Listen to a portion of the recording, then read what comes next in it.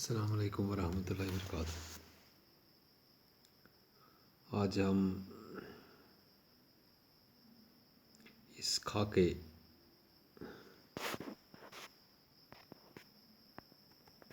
کا دوسرا اقتباس پڑھیں گے۔ تو خاکہ نذیر احمد کی کہانی کچھ میری اور کچھ ان کی زبانی۔ تو اس اقتباس میں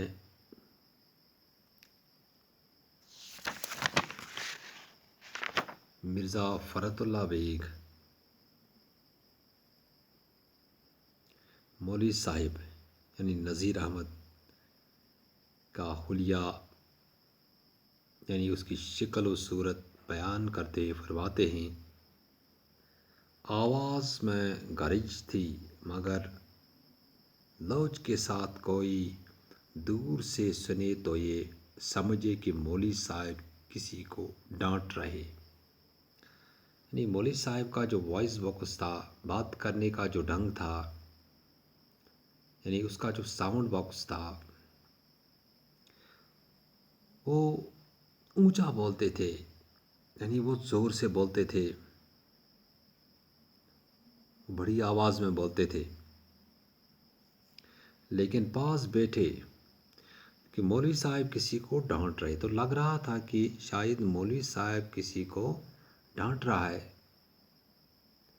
یا مولوی صاحب کسی کی بے عزتی کر رہا ہے، شاید مولوی صاحب کو کوئی غصہ چڑھ گیا ہو، کیونکہ اس کا وائس باکس جو تھا، بات کرنے کا جو ڈھنگ تھا، آواز جو تھی، تو وہ اونچا بولتے تھے۔ لیکن پاس بیٹھے والے ہنسی کے مارے لٹ رہا، لیکن جو اس کے نزدیک بیٹھے ہوتے تھے، یعنی کہ جو لوگ اس کے نزدیک ہوتے تھے، وہ ہنس رہے تھے، وہ ہنستے تھے، کیونکہ اس کی آواز میں اس کے بات کرنے کا جو ڈھنگ تھا، تو ہر شخص کو جو اس کے گرد نواح میں یا اس کے نزدیک ہوتے تھے تو وہ ہنستے تھے، کیونکہ وہ بات مذاق میں کرتے تھے، اس کی باتوں میں جوک ہوتے تھے۔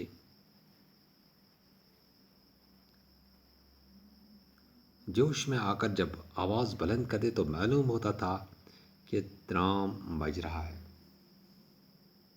جب وہ زور سے بولتے تھے یا اونچی آواز میں بولتے تھے، تو جیسا ترام جس کو کہتے ہیں کاپر میٹل، ایک میٹل ہے، تو جب اس کو مارتے ہیں تو اس سے زور سے آواز نکلتی ہے۔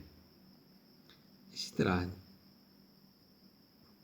جب وہ بولتے تھے تو لگ رہا تھا کہ کوئی ترام یا کوئی میٹل کا پلیٹ وہ بج رہا ہے۔ اس لیے بڑے بڑے جلسوں پر چھا جاتے تھے، کیونکہ اس کی آواز جو تھی وہ اونچی تھی، یعنی وہ اونچی آواز میں بولتے تھے۔ تو جس وقت جب بھی وہ جلسے میں جاتے تھے، وہاں پر بولتے تھے، اپنا جو لیکچر وہاں پر دیتے تھے، تو اس جلسے میں، تو اس محفل میں وہ چھا جاتے تھے۔ ناک کسی قدر چھوٹی تھی، اس کی ناک جو تھی وہ چھوٹی تھی، اور ناک کے نتنے جو تھے وہ باری تھے، یعنی بڑے تھے۔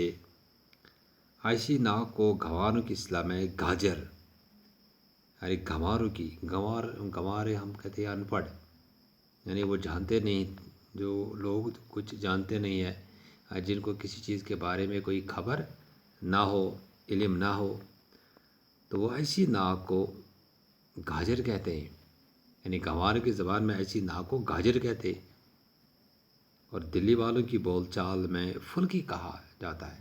دہلی والے جو ہے، ان کی عام بول چال میں ایسی ناک کو پھلکی کہا جاتا ہے۔ گو متانت چھو کر نہیں گئی تھی، لیکن جسم کے بوجھ نے رفتار میں خود بخود متانت پیدا کر دی تھی۔ متانت کا مطلب ہے سنجیدگی، کیونکہ اس کا جسم جو تھا وہ بھاری تھا، وہ موٹے تھے، قد کے چھوٹے تھے، لیکن جسم جو اس کا تھا مولوی صاحب کا وہ بھاری تھا، موٹا تھا، اور جس کی وجہ سے اس میں سنجیدگی آئی تھی، کیونکہ موٹائی کے حساب سے، یعنی جب کوئی زیادہ موٹا ہوتا ہے تو دوسروں کو لگتا ہے وہ زیادہ سنجیدہ بھی ہے۔ داڑھی بہت چھدری تھی، یعنی کہ اس کی داڑھی جو تھی بہت کم تھی، دور دور اس کے داڑھی میں مطلب یہ بال تھے، اور زیادہ تر جو بال تھے وہ ٹھوڑی پر ہی تھے، تو سائڈ میں نہیں تھے، ٹھوڑی پر ہی تھے۔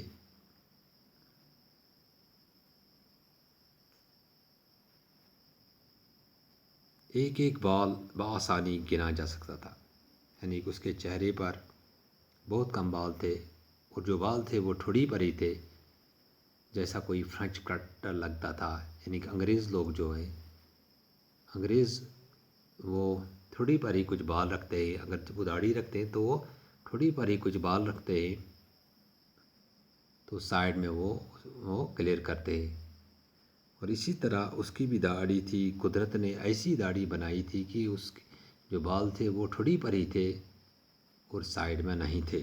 داڑھی کی وضع قدرت نے خود فرینچ فیشن بنا دی تھی۔ یعنی کچھ ایسے بھی لوگ ہوتے ہیں جن کی داڑھی صرف ٹھوڑی پر ہی ہوتی ہے اور سائڈ میں یعنی چہرے کے دونوں طرف بال نہیں ہوتے، تو جیسا لگ رہا تھا کہ اس کی جو داڑھی تھی وہ فرینچ فیشن کی ہے۔ انہوں نے اپنے بارے میں بتایا، تو مولوی صاحب اپنے بارے میں فرماتے ہیں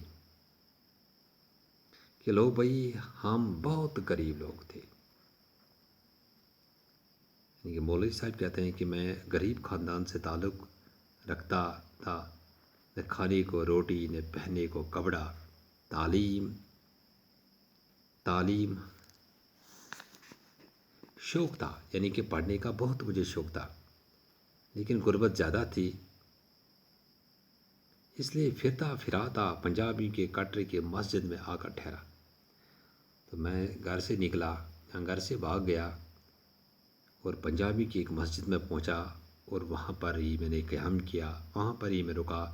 وہاں پر ایک مولوی صاحب تھا، یہاں کے مولوی صاحب بڑے عالم تھے۔ وہاں پر ایک مولوی صاحب تھا جو اچھے عالم تھے، بڑے عالم تھے، ان سے پڑھتا اور توکل پر گزارا کرتا۔ تو وہاں پر ہی میں نے اس مولوی صاحب سے پڑھنا شروع کیا، تعلیم جاری رکھی اور توکل پر گزارا کیا، اور وہاں پر ہی میں نے گزارا کیا۔ یہاں میں وہیں رہا اسی مسجد میں، اور دن کے وقت اپنے لیے کھانا یا اس مولوی صاحب کے لیے گھروں سے جو اس کے پاس میں ارد گرد جو لوگ بستے تھے وہاں سے میں روٹی وغیرہ لاتا تھا، اور یہی میرا گزارا ہوتا تھا، پڑھتا اور توکل پر گزارا کرتا۔ مولوی صاحب کے 2-4 شاگرد اور بھی تھے، یعنی کہ جس مولوی صاحب کے ہاں میں بیٹھا اسی مسجد میں، پنجابی کے مسجد میں، تو وہاں پر اور 2-4 شاگرد بھی تھے مولوی صاحب کے، انہیں بھی پڑھاتے اور مجھے بھی پڑھائے۔ مولوی صاحب ان کو بھی پڑھاتے تھے اور مجھے بھی پڑھاتے تھے، اور یہ کام ہمارا تھا دن رات پڑھنا، یعنی کہ پڑھنے کے سوا اور کوئی کام نہیں تھا، پڑھنے کے سوا کچھ کام نہ تھا۔ تھوڑے سے دنوں میں نے کلام مجید پڑھ کر ادب پڑھنا شروع کیا، نہیں کچھ دن تک، کیونکہ ہمارا یہی کام تھا، صرف پڑھائی کرنا، قرآن پاک پڑھنا۔ تو قرآن پاک میں نے کچھ دنوں تک پڑھا، تو اس کے بعد میں نے ادب پڑھنا شروع کیا۔ تو 4 برس میں مولکات پڑھنے لگے، 4 برس میں، اور کچھ 2-4 برس ہو گئے، 2-4 سال ہو گئے، تو اب میں نے قصیدے پڑھنے شروع کیے یہاں پر مولوی صاحب سے، عالم سے، جو اس کٹرے کی مسجد میں، پنجابیوں کے کٹرے کی مسجد میں تھا، کیونکہ میں نے وہیں قیام کیا۔ میری عمر 12 سال کی تھی، اس وقت میری عمر 12 سال کی تھی، مگر قد چھوٹا ہونے کی وجہ سے 9-10 برس کا معلوم ہوتا تھا۔ کیونکہ مولوی صاحب اپنی زبان میں فرماتے ہیں کہ میرا قد جو تھا وہ کم تھا، میں قد سے میں بالکل کم تھا، لیکن موٹائی کے حساب سے میں زیادہ تھا۔ وہ قد کی وجہ سے میں 9-10 برس لگ رہا تھا، لیکن اصل میں میری عمر جو تھی 12 سال کی تھی۔ پڑھنے کے علاوہ میرا کام روٹیاں سمیٹنا تھا، اور اس کے علاوہ دوسری کام جو تھی میری ان گھروں سے ارد گرد کے جو گھر والے جو بستے تھے وہاں سے میں روٹیاں لاتا تھا، یا کھیر وغیرہ جو بھی ان کے گھر میں بنتا تھا، اور جو ان کی مرضی ہوتی تھی وہ دیتے تھے، اور اسی پر ہم گزارا کرتے تھے۔ صبح ہوئی اور میں چھڑی ہاتھ میں لے گھر روٹیاں جمع کرنے نکلا۔ کسی نے رات کی بچی ہوئی دال ہی دے دی، لیکن جب صبح ہوتی تھی تو میں گھر جاتا تھا، وہاں سے روٹیاں جمع کرتا تھا، کوئی دال بھی دیتا تھا، کسی نے قیمہ کی لگدی رکھ دی، یعنی کوئی مطلب جو غذا ہوتی تھی جس کے گھر میں جو کچھ بنتا تھا تو اس میں سے وہ تھوڑا تھوڑا دیتے تھے۔ کسی نے 2-3 سوکھی روٹیاں ہی پر ٹرکھایا، یعنی سوکھی ایسی، سوکھی کا مطلب ہے جس پر گھی وغیرہ نہیں لگا ہوا ہو، تو کوئی ایسا بھی 2 روٹیاں بھی دیتا تھا، سوکھی روٹیاں۔ غرض رنگ برنگ کا کھانا جمع ہو جاتا، کیونکہ جب میں صبح کے وقت نکلتا تھا گھر پھرتا تھا، اور مختلف گھروں سے میں مختلف قسم کا کھانا جمع کرتا تھا مسجد کی۔ تو انشاءاللہ آج ہم یہاں تک ہی پڑھیں گے، تو یہاں سے آگے انشاءاللہ دوسرے لیکچر میں پڑھیں گے۔ باقی وسلم۔